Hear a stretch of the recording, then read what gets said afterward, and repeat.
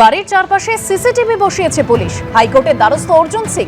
ব্যারাকপুরের বিজেপি প্রার্থীর বাড়িতে নজরদারি চালাচ্ছে পুলিশ। বাড়িতে কারা আসছেন নজর রাখছে পুলিশ। হাইকোর্টে অভিযোগ করেছেন অর্জুন সিং এর আইনজীবী। মামলার অনুমতি বিচারপতি জয় সেনগুপ্তর।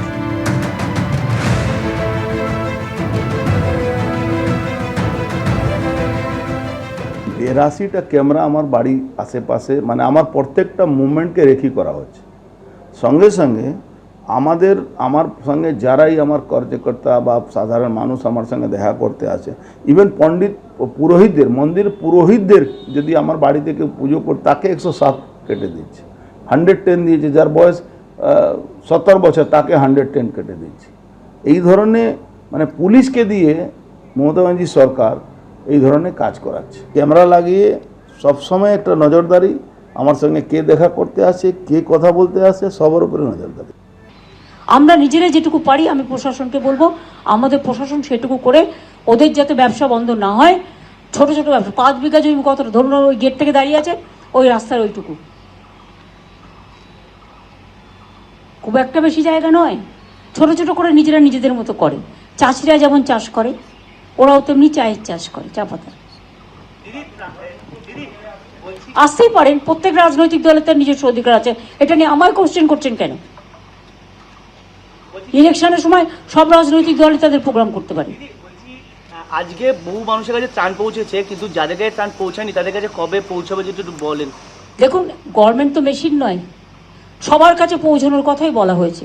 কিছু দূরে দূরে হয়তো আছে বা কেউ আত্মীয় স্বজনের বাড়ি এদিক ওদিক হয়তো গেছে, সেটা হতে পারে, কিন্তু instruction clear, disaster is disaster, it is for all.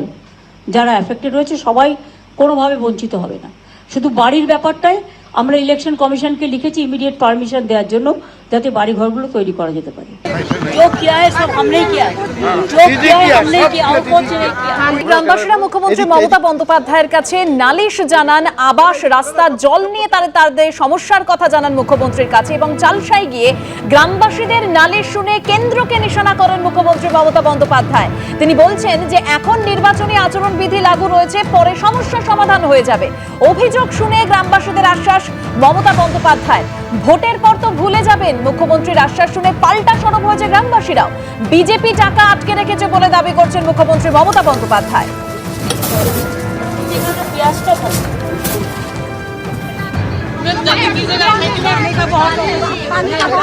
पानी मिल जाएगा आहिस्ता आहिस्ता, थोड़ा इंतजार करो, आहिस्ता आहिस्ता। मतलब पत्ती तोड़ने से फट जाता है ना, इसलिए और बागान का परिस्थिति बहुत खराब है। फैक्ट्री भी बंद हो गया, हम लोग क्या करके खाएगा बोलिए? कुछ क्या बंद हो गया? फैक्ट्री का फैक्ट्री बंद हो गया। फैक्ट्री वो जो छोटा छोटा फैक्ट्री था कब बंद हुआ? अभी तो बंद है, 20 फरवरी से बंद हो गया। ओ इसको हम मीट कर रहे हैं, हम मीट कर रहे हैं। ये क्या है, गरीब लोगों ने जो छोटा छोटा फार्म होता है ना, वो हिंदुस्तान सरकार, बीजेपी सरकार बंद कर दिया।